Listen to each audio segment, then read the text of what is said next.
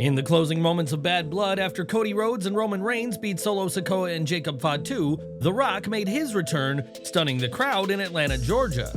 Without speaking, Rock locked eyes with both Rhodes and Reigns, leaving fans to wonder on his next move, and shortly after he cut a fiery promo on Instagram about the state of WWE. In the video, he hinted at major changes coming soon and didn't shy away from taking jabs at both Cody Rhodes and John Cena, adding to the suspense surrounding his comeback. During a WrestleVotes Q&A on Backstage Pass, Joe Lowry discussed The Rock's return and hinted at the possibility of a triple threat match for WrestleMania 41 next year. WWE is said to be strongly considering a match between Reigns, Rhodes, and Rock for Las Vegas next year, and while not finalized, the idea is on the table and being floated backstage. WrestleVotes explained that the potential matchup seems like the best direction for the company, as it includes 3 top names and gives WWE a truly historic main event. Recent footage of Solo Sikoa after Bad Blood seemingly hinted at the fact that the new Bloodline may be working with The Rock, as he told Jacob Fatu that this was all part of the plan. Nonetheless, it remains to be seen whether The Rock will square off against Cody Rhodes and Roman Reigns at WrestleMania 41, as anything is possible when the final boss shows up. Do you believe The Rock will compete in a triple threat match at WrestleMania 41? Share your thoughts in the comments section below. While WrestleMania's plans are coming together, there's a long time between now and April 2025, and what could WWE have in mind for Roman Reigns at Crown Jewel? With WWE often using its very top names for its Saudi shows, Reigns will likely make an appearance in Riyadh, and there's no shortage of directions his creative could go in. Given the magnitude of this event, it's possible that Reigns could challenge Solo Sikoa, perhaps for the Ula Fala and the recognition as the one true tribal chief. While Reigns has made clear he wants a title match with Cody Rhodes, that won't come at Crown Jewel, as Rhodes will face Gunther, so a rematch with Solo Sikoa could be in the works. If not Sikoa, then Reigns could step in the ring with a brand new member of the Bloodline, as the NOIE family still has plenty of members not currently appearing alongside Solo Sikoa. Perhaps Alpha Anoa'i Jr., known to WWE fans for his brief tenure as Manu, could return and side with Solo Sikoa, giving the Bloodline leader a new member and Reigns someone to face. Whatever the future holds for Roman Reigns, expect the OTC to feature prominently in the weeks to come, as his issues with the Bloodline are far from over. On Raw, Sheamus defeated Pete Dunne in a brutal Donnybrook match, which at one point saw him hit white noise off some barrels through 2 tables. On Instagram, WWE shared a video of the toll Sheamus took in the match, as he could be seen walking gingerly to a medical room with the various welts and scars on his back on display. Despite being in a lot of pain, Sheamus told the doctors not to put ice on his neck, and while the Irishman won the fight, he certainly didn't look like a winner after this week's Raw. Last week, CM Punk was part of WWE NXT in Chicago, and while this week's show took place in Missouri instead, the best in the world stuck around in the Silver brand. PW Insider reports that CM Punk was backstage at NXT in Missouri, and he traveled with the NXT talents by bus to and from the show and provided advice to the wrestlers during the taping. While Punk is proving to be something of a regular at NXT shows, he won't be at Crown Jewel next month, as he has previously spoken against WWE's relationship with Saudi Arabia. In the meantime, Punk will be keeping a close eye on WWE NXT, and were you expecting the Raw superstar to be at Crown Jewel or not? Let us know down in the comments. Last month, Killswitch was found collapsed in his home by his fiancée and was later taken to the hospital, where he was diagnosed with pneumonia. In an update on Wrestling Live, Bryan Alvarez gave an update on the former TNT, Tag Team, and Trios champion with an unfortunately worrying update. He said, "Apparently there were complications. He ends up getting this flu, and bad oxygen uptake as a result of whatever else turned into pneumonia. And apparently he's at high risk for a relapse. The big concern is that after all of this, they've been running test after test, and apparently there may be permanent damage. They found calcification in a heart valve, and his body is not producing iron, so he's got a whole bunch of tests that he apparently has to take. It's bad." Alvarez concluded with a sobering thought, as he admitted that he doesn't want to say this is a career-ending issue, but it could indeed be a career-ender for Killswitch. Killswitch remains on oxygen and is unable to train due to the high risk of relapse, and the AEW star's future remains uncertain as doctors continue to monitor his condition. This is a concerning situation that was alluded to on the latest AEW Dynamite by Christian Cage, and we are sending our absolute best wishes to Killswitch for a full and speedy recovery. In the main event of NXT, Missouri's own Randy Orton beat Javon Evans, but their intense match saw Evans attempt to cutter on Orton twice, only for the Viper to counter each time. Evans finally connected with the move on the third attempt, landing the cutter on the Apex Predator. However, the bout was far from over as the momentum shifted yet again. Orton would get the win with his RKO, but the move was far from flawless as the botched execution of the move was noticed by fans in attendance and at home. Despite this, the match was still a thrilling main event, and Sean Ross Sapp of Fightful Select reports that Evans and Orton put in significant time rehearsing their spots before the show. There was no backstage criticism or heat at Evans over the botched RKO, as WWE's team acknowledged the high-pressure nature of the situation and that things can go wrong on TV. Despite this slight hiccup, this match was well received, and everyone seemed pleased with how the night unfolded as the crowd in the factory witnessed an exciting event. Orton's performance in his home state made the night especially memorable for attendees who also got to see the North American title change hands.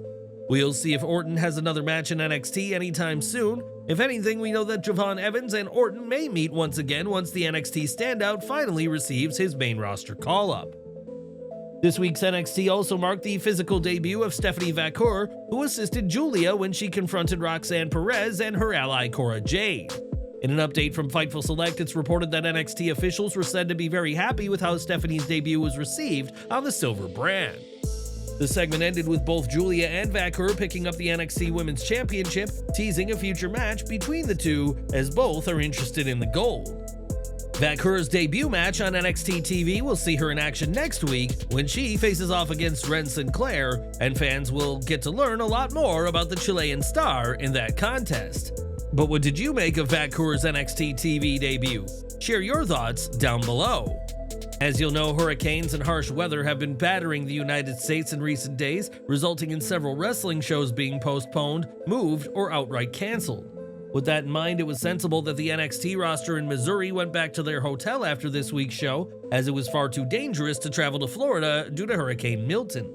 According to PW Insider, there was an incident in the hotel, as a male fan was reportedly caught trying to take photos of the feet of the female NXT roster.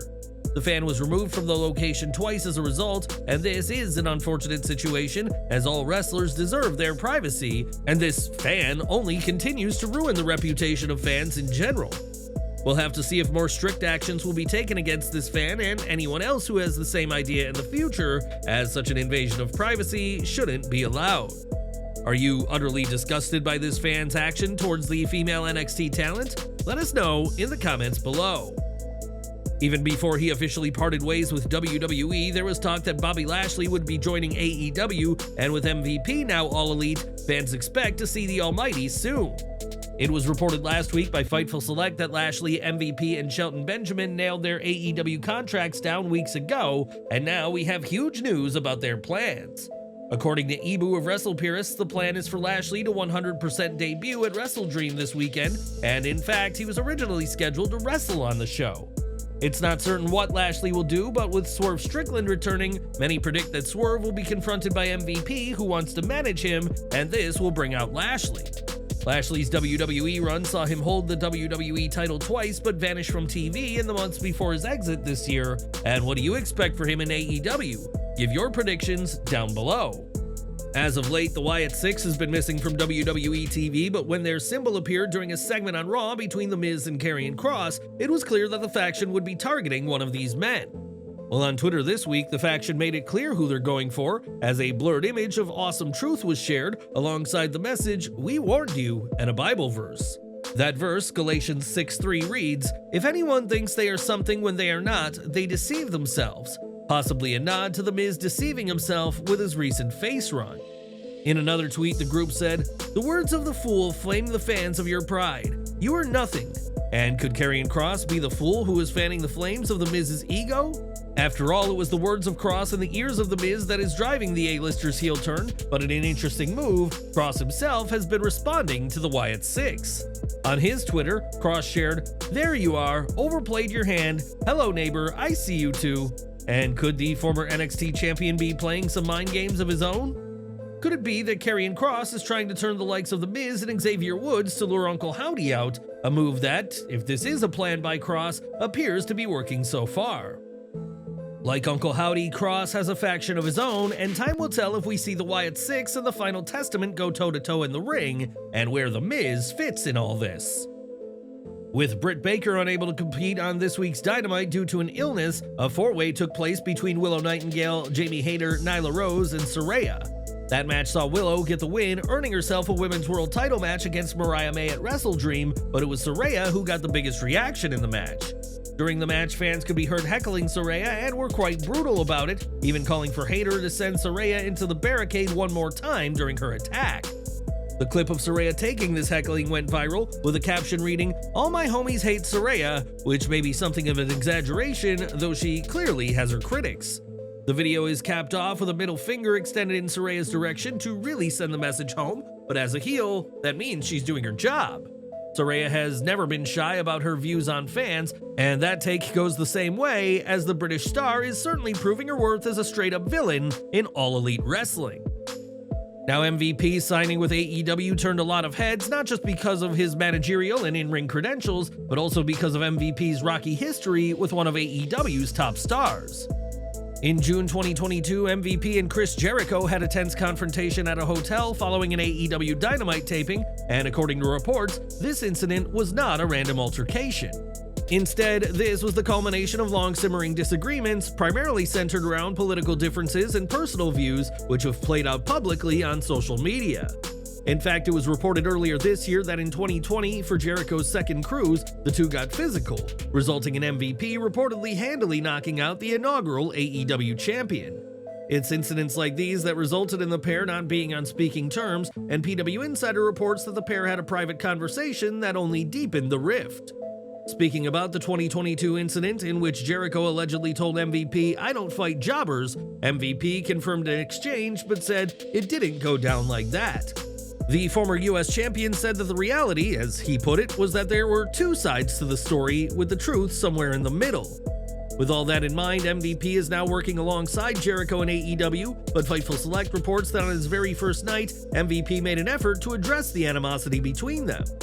MVP headed straight to Jericho's locker room on his first night, and while the content of their conversation isn't known, backstage sources confirmed that the matter has been resolved. MVP was praised for his professional handling of the situation, effectively putting their differences to bed in a way that allowed both men to move forward. Jericho and MVP have since been seen interacting backstage, including during last week's episode of AEW Dynamite, signaling their past issues are officially behind them. With these issues resolved, MVP and Jericho are ready to move forward professionally, with both having cemented their places in wrestling history. MVP is a great manager and in-ring star, while Jericho is one of AEW's top names and pioneers, and there won't be any backstage issues between the two going forward. During this week's AEW Dynamite, Daniel Garcia made his return to TV and, in his first appearance since All Out, declared that he had signed a new deal and was staying. Garcia said that AEW is where the best wrestle, and his signing puts to bed the rumors and reports that he would be jumping to WWE when his previous contract expired. During a media call ahead of AEW WrestleDream, Tony Khan shared his excitement about Garcia's decision to extend his contract, which will last for years to come. Khan said he understands why Garcia took his time before re-signing, calling it a life-changing decision, especially with a major contract year looming. Khan also pointed out that Garcia has worked closely with veterans like Bryan Danielson and FTR, who have mentored him, and closed by reiterating that Garcia staying is great for AEW. When taking questions, Khan was asked about a potential roster split now that the new TV deal is secured, and said he's considered the interest idea, but it's too early to commit right now. Khan said it's something he is open to exploring in the future, and when asked by Sean Ross Sapp about WBD having equity in AEW, Khan called it a fair question, but declined to share details on ownership. Tony Khan clarified that he retains the vast majority of shares and is the sole voting owner, maintaining 100% control over the company. When Kevin Kellum asked about Bryan Danielson's AEW role in future post-wrestling, Khan spoke highly of his world champion, saying Danielson's matches result in sellouts. Samantha Shipman asked about ROH not being included in AEW's new WBD deal, and if the company is still shopping the show around. Khan responded by sharing his enthusiasm for tonight's episode and reminisced ordering the Kenta Kobashi vs. Samoa Joe match years ago and how it was featured on last week's show. He added that his love for wrestling has deepened recently, and while Ring of Honor isn't a part of the current TV deal, he sees plenty of opportunities in the market.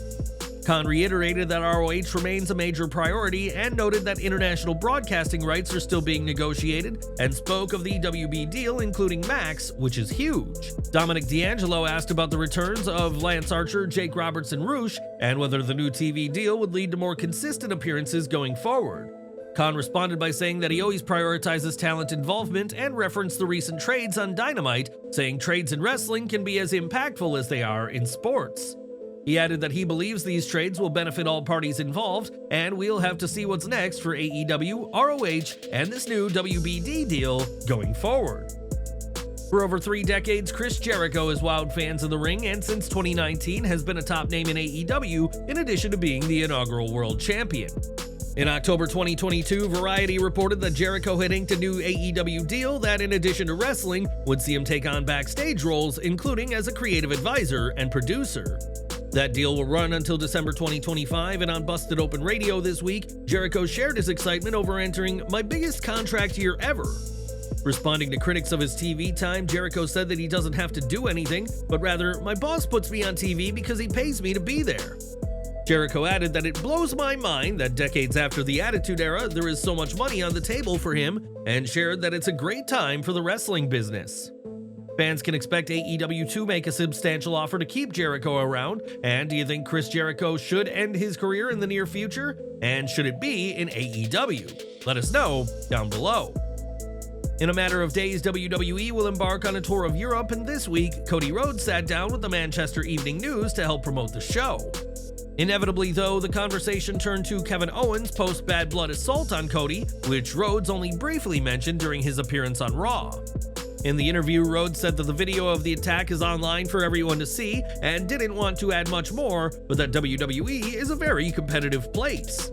Owens, like everyone else, is aiming for the WWE Championship and hinted that their issues might continue on SmackDown, Raw, or even the tour, but WWE might handle it privately. WrestleVotes reported that the production team was unaware of the incident as there were no WWE cameras, lighting, or standard setups in an unusual move from WWE. Some have suggested that the fan who recorded the altercation was placed intentionally to capture the moment the attack happened, though many fans around also taped the fight. The secrecy around the event was so strict that only Cody Rhodes, Kevin Owens, and a small group of creative team members were informed, allowing them to keep the plan hidden. WWE was said to be very pleased with how the segment is played out, and do you think Kevin Owens will triumph over Cody Rhodes in the feud? Let us know down in the comments. This week, AEW arrived in the Spokane Arena for its go-home show Dynamite before WrestleDream, a venue that can seat around 12,638 fans for wrestling events. Rather than use the entire space, the show was set up for 2,552 fans, but data shows only 1,852 tickets sold, leaving 670 tickets still available when the show began in a bad look. Approximately 85.34% of the total capacity was not sold for the event, and approximately 26.57% of the tickets were not sold, in the latest worrying sign for AEW.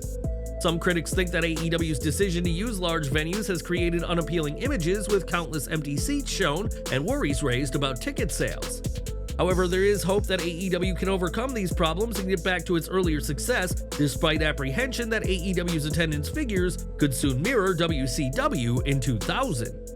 That year saw a sharp decline for the now long dead company, and we'll have to see how AEW can address these challenges, especially considering the recent improvements to their product.